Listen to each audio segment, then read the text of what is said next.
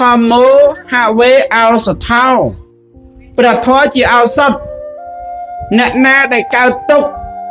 អ្នកណាដោះស្រាយបញ្ហាមិនបានប្រសិនបើបានស្ដាប់ធម៌ខ្ញុំនឹងប្រកាសជាអាចរំសាយនៃសេចក្តីទុក្ខនៅក្នុងចិត្តទោះបីថាមិនបានរំសាយបាត់ផឹងមួយផ្លេតក៏មួយគណៈចិត្តម្ដងបន្តិចម្ដងបន្តិចដែរមែនញោមហើយអ្នកដែលអត់ដែលស្គាល់ធម៌ដែលបានស្ដាប់ធម៌ដែលយកពធទៅព្យាបាលហ្នឹងណាអ្នកទាំងអស់ហ្នឹងទៅពេលគិតមិនឃើញគិតមិនចេញអ្នកខ្លះណាញោមបង្កើតបញ្ហាចាចង់ចាញ់ចង់ឈ្នះគ្នាដល់ចង់ចាញ់ចង់ឈ្នះគ្នាខ្លះវាយតតថាគ្នាប្តឹងផ្ដាល់គ្នាណាញោមមែនទេអានឹងចង់ចាញ់យកឈ្នះអត់ដល់សារអត់មានធម៌មកព្យាបាលញោមយកធម៌ព្យាបាលអត់តណាពេលហ្នឹងហើយអ្នកខ្លះទៀតទៅពិបាកចិត្តពេកលោកអើយគេមិនបានគប់បំណងផ្លូវច្រើនខ្ញុំចង់រស់ទេនោះចង់កអានឹងក៏រោគចិត្តដែរញោមធ្ងន់ធ្ងរទៅមកអានឹងមិនអាចរកអីជាបានណាញាតិញោមមានតែព្រះធម៌ទេសម្រាប់រោគចិត្តសម្រាប់ដោះស្រាយបញ្ហាផ្លូវចិត្តបានចឹងបានញាតិញោមខ្លះពេលដែលកូនពិបាកចិត្តគិតដោះស្រាយអីមិនចេញក៏ទាញទូរស័ព្ទមកទាញវិទ្យុមកស្ដាប់ពធអ្នកប្រាជ្ញរាជបណ្ឌិតលោកអ្នកចេះដឹងធម៌ស្ដាប់ទៅដោយរំសាយអារម្មណ៍ណាញាតិញោមអើយរំសាយបានខ្លះដែរតើញោមណោះចឹងឱសថនៃពធហ្នឹងខ្លាំងខ្លាណាស់ញោមមកព្យាយាមបន្តិចញោមអើយប្រឹងស្ដាប់បន្តិចទៅ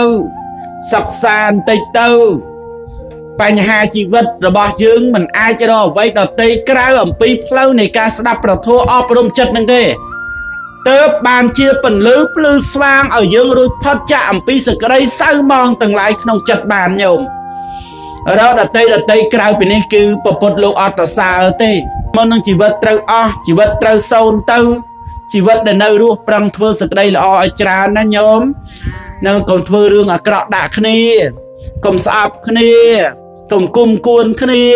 កុំជាបាបគ្នាកុំចង់ចាញ់ឈ្នះគ្នាធ្វើអីว่าចាញ់ឈ្នះបន្តិចទៀតទៅនៅតែមកកញ្ចប់ដូចតែគ្នាទេវាគ្មានពីណាខ្លាំងជាងពីណាទេ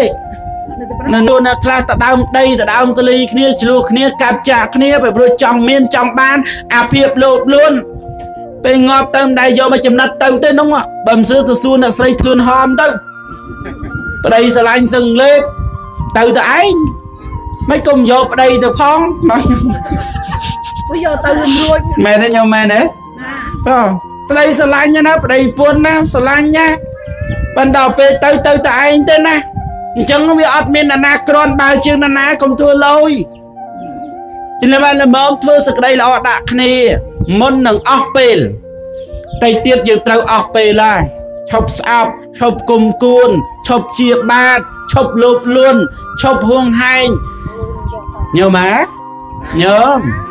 ឈប់បើធ្វើទៅល្អដាក់គ្នាទៅមិនបាច់ចង់ចាញ់ចង់ឈ្នះគ្នាទេត្រូវចាំពាក្យលោកទេមួយម៉ាត់ថាអាលយបណ្ណាក៏ដោយក៏គង់ទៅនៅមកកញ្ចប់នោះដែរ